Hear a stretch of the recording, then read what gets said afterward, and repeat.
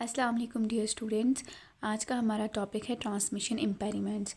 Basically इसमें हम 3 चीज़ें डिस्कस करेंगे जो ट्रांसमिशन इम्पेरिमेंट्स के फैक्टर्स हैं। सबसे पहले attenuation, then distortion and then noise. सबसे पहले हम देखते हैं कि ट्रांसमिशन इम्पेरिमेंट होता क्या है। ट्रांसमिशन इम्पेरिमेंट एक ऐसी कंडीशन होती है जिसमें सिग्नल हमारे पास लॉस हो जाता है। अगर कोई सेंडर ए है, उसने कोई सिग्नल सेंड किया है थ्रू ट्रांसमिशन मीडियम, वो सिग्नल अगर लॉस्ट हो गया है या किसी नॉइस की वजह से अफेक्ट हो गया है या उसमें कोई इंटरफेरेंस हो गई है, कोई डिस्टॉर्शन हो गई है, तो that signal is called transmission impairment, कि वो सिग्नल लॉस हो गया है। अब जो ओरिजिनल सिग्नल जो सेंडर ट्रांसमिशन मीडियम के थ्रू रिसीवर को भेजता है, वही ओरिजिनल सिग्नल रिसीवर को सेंड नहीं होता। क्यों? क्योंकि वो सिग्नल लॉस हो जाता है या उसमें कोई एक्स्ट्रा सिग्नल्स ऐड अप हो जाते हैं। तो उस कंडीशन को हम ट्रांसमिशन इम्पेरिमेंट कहते हैं और ये 3 कॉजेज़ से होती है। सबसे पहले डिस्टॉर्शन है, देन अट्यूनेशन है एंड देन नॉइस है। अगर हम इसकी डायग्राम पे देखें तो सबसे पहले ट्रांसमिशन इम्पेरिमेंट में ट्रांसमीटर जो है वो सिग्नल सेंड करेगा, कोई भी उसका मैसेज होगा वो रिसीवर तक मैसेज सेंड करेगा, लेकिन ट्रांसमिशन मीडियम से नॉइस ऐड अप हो जाएगी। नॉइस क्या करेगी, जो भी सिग्नल है उसमें एक्स्ट्रा अनवांटेड सिग्नल जो है वो ऐड अप हो जाएंगे और फिर क्या होगा, जो हमारे पास रिजल्टेंट रिसीव्ड सिग्नल होगा वो एग्जैक्टली ट्रांसमिटेड सिग्नल के इक्वल नहीं होगा, उससे बहुत चेंज होगा। तो ट्रांसमिशन इम्पेरिमेंट में क्या होता है, हमारे पास different noise, distortion and attenuation की वजह से हमारा जो ओरिजिनल सिग्नल और जो रिसीव सिग्नल होता है दोनों बहुत चेंज होते हैं। फिर अगर हम कॉजेज़ की बात करें तो सबसे पहले एट्यूनेशन है, then distortion and then noise. Attenuation basically loss of energy होती है, वीकर सिग्नल इसमें प्रोड्यूस होता है। अभी जैसे हम एग्जांपल लेते हैं वाईफाई की। जब आप वाईफाई की रेंज में होते हो तो आपका सिग्नल की स्ट्रेंथ कितनी होती है, इंक्रीज़ होती है। आपका सिग्नल जो होता है उसकी क्वालिटी भी इंक्रीज़ होती है। लेकिन जैसे ही आप वाईफाई की रेंज से डिस्टेंस मेंटेन करते हैं तो क्या होता है, आपका सिग्नल की स्ट्रेंथ वीक होने लग जाती है, सिग्नल लूज़ होने लग जाता है। तो ये आपकी एट्यूनेशन की एग्जांपल हो सकती है। एट्यूनेशन में ये होता है कि कुछ मीडियम की रेजिस्टेंस की वजह से जो सिग्नल है वो मीडियम की रेजिस्टेंस को टेक आउट करने की वजह से सिग्नल की स्ट्रेंथ क्या हो जाती है, डिक्रीज़ हो जाती है, जिसकी वजह से हीट प्रोड्यूस हो जाती है। अगर किसी सेंडर ने 100% सिग्नल भेजा है बी सेंड रिसीवर की तरफ, लेकिन ए ने 100% भेज दिया है, बी के पास 90% पहुँच जाए, तो जो 10% था वो लॉस हो गया। किसकी वजह से? हीट की वजह से। जो किसकी वजह से प्रोड्यूस हुई है? जो मूवमेंट हो रही है इलेक्ट्रॉन्स की, उस वजह से हीट प्रोड्यूस हो रही है। रेजिस्टेंस की वजह से हो सकती है हीट प्रोड्यूस और हमारा लॉस हो सकता है सिग्नल। अब क्या होता है, अब इसमें क्या है कि what is sent is not what is received. जो सिग्नल भेजा गया है वो एक्चुअली रिसीव नहीं हुआ, तो ये एट्यूनेशन की एक कॉज है।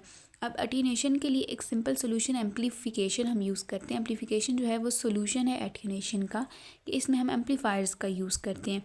एम्पलीफायर्स बेसिकली क्या करते हैं, अगर आप ऑडियो सिस्टम्स में भी देखें तो एम्पलीफायर्स लगाए जाते हैं ताकि ह्यूज ऑडियंस तक जो वॉइस है वो कवर की जाए, सारे ऑडियंस तक आवाज़ पहुंचाई जा सके। तो एम्पलीफायर में क्या होता है, आपके पास पावर सिग्नल को बूस्ट करते हैं और ताकि जो जितनी भी ऑडियंस है सबको इक्वल आवाज़ आए। अब नेक्स्ट अगर हम ये देखें कि एट्यूनेशन हमें पता कैसे चलेगा कि इसमें जो सिग्नल है वो लूज़ हो रहा है या उसकी जो स्ट्रेंथ है वो इंक्रीज़ हो रही है। So how we can measure how much energy is lost और गेंड। तो एक टर्म हम यूज़ करते हैं डेसिबल। डेसिबल के थ्रू हमें ये पता चलता है कि सिग्नल जो है वो एट्यूनेट हो रहा है या सिग्नल जो है वो एम्पलीफाइड हो रहा है। डेसिबल में हम input signal and output signal के थ्रू उनका लॉग लेके हम ये वैल्यू अगर डेसिबल की अगर नेगेटिव आएगी तो इसका मतलब है कि सिग्नल लूज़ हो रहा है, सिग्नल की एनर्जी लॉस हो रही है और उसमें क्या हो रहा है, एट्यूनेशन हो रही है। अगर डेसिबल की वैल्यू पॉजिटिव होगी तो इसका क्या मतलब है, सिग्नल की स्ट्रेंथ इंक्रीज़ हो रही है और सिग्नल एम्पलीफाई है। अब अगर हम इसकी एग्जांपल की तरफ देखते हैं तो यही मैंने आपको बताई, जैसे ऑडियो सिस्टम हो गया, डिफरेंट ट्रांसफार्मर्स में एम्पलीफायर्स लगाए जाते हैं ताकि सिग्नल की स्ट्रेंथ को बूस्ट अप किया जा सके। तो एम्पलीफिकेशन बेसिकली सोल्यूशन एट्यूनेशन का।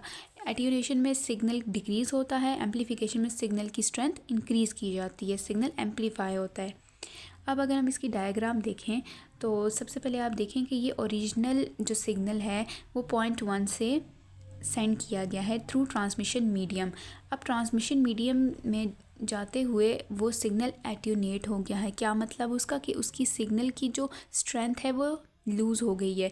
ओरिजिनल सिग्नल जो था हमारे पास उसमें क्या था, उसकी फ्रीक्वेंसी क्या थी, हाई थी। जैसी जैसी वो जाता गया ट्रांसमिशन मीडियम में तो उसकी फ्रीक्वेंसी क्या होगी, लो हो गई। लेकिन फिर हमने क्या किया, उसकी फ्रीक्वेंसी लो जब होगी तो हमने एम्पलीफायर लगा दिया।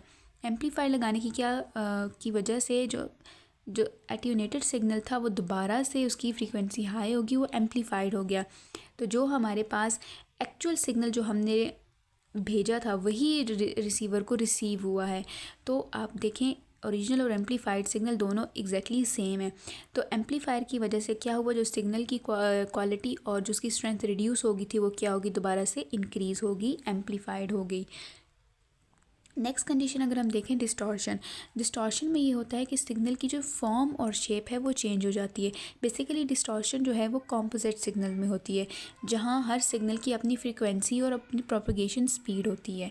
तो डिस्टॉर्शन कैसे होगी, how signal change it's form, कैसे हमें पता चलेगा कि सिग्नल ने अपनी फॉर्म चेंज कर ली है। तो इसका आंसर ये है कि प्रोपगेशन स्पीड के ज़रिए से हमें पता चलेगा कि सिग्नल ने अपनी फॉर्म चेंज कर ली है।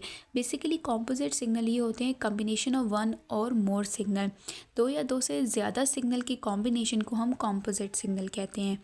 और आप देखें अगर एक ही सेंडर ने 3 सिग्नल भेजे हैं कॉम्पोजिट सिग्नल में, तो हर सिग्नल की सिग्नल 1 2 3 की अपनी स्पीड होगी, अपना प्रोपगेशन टाइम होगा। तो क्या होगा कि इसमें डिलेज़ आएंगे, और डिलेज़ किस वजह से आते हैं, डिस्टॉर्शन की वजह से आते हैं। जैसे अगर हम एग्जांपल लेते हैं लाइव स्ट्रीमिंग की या मैच जो चल रहे होते हैं लाइव, उनमें क्या होता है कुछ सिग्नल जो हैं वो जल्दी आ जाते हैं, कुछ थोड़ा डिले के बाद आते हैं। तो जो डिले हो रहा है वो किस वजह से हो रहा है, डिस्टॉर्शन की वजह से हो रहा है। इस वजह से क्या हो रहा है, वीडियो की क्वालिटी हमारे पास ख़राब हो जाती है। अब ऐसा तो नहीं है कि सारे सिग्नल एट अ टाइम पहुँचे। अगर सिग्नल 1 है वो क्या करेगा, अगर उसकी 1 सेकंड में वो रिसीवर तक पहुँच गया, जो सेकंड सिग्नल है वो 2 सेकंड में पहुँच रहे, तो ये जो 2-3 सेकंड के डिलेज़ हो रहे हैं ये किस वजह से होते हैं, डिस्टॉर्शन की वजह से होते हैं। अगर हम इसकी डायग्राम को देखें तो सबसे पहले आप देखें जो कॉम्पोजिट सिग्नल था वो रिसीवर सेंडर ने सेंड किया है। अभी देखें इसमें 3 सिग्नल के कॉम्बिनेशन है, सिग्नल 1 2 एंड 3। अब ये सारे इन फेज़ है, लेकिन क्या हुआ जब रिसीवर साइड पे ये पहुंचे तो ये आउट ऑफ फेज़ हो गए। किस वजह से, डिस्टॉर्शन की वजह से, जो इनमें डिलेज़ आए हैं। तो आप देखें जो रिज़ल्टेंट जो सिग्नल हमें रिसीव हुआ है वो बिल्कुल ही उसकी फॉर्म और शेप दोनों क्या है, चेंज है ओरिजिनल सिग्नल से। ओरिजिनल सिग्नल की जो फॉर्म और शेप थी और जो रिसीव सिग्नल की है वो देखें आप बिल्कुल ही चेंज हो चुकी है।